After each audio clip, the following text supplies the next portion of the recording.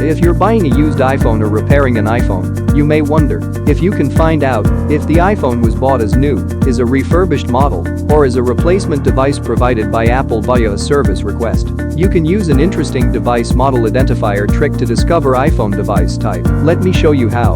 On your iPhone, go to Settings, then go to About. Here you see the model number. Everything is in the first letter. If the first letter is M, this means the device is new.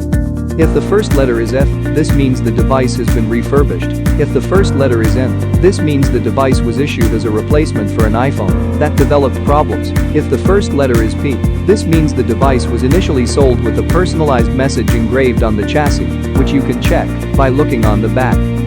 Now touch again the model. You will get the model number of your iPhone. You can go to the Apple website and check your model number to see its country of origin. Thanks for watching. Why don't you check your iPhone now?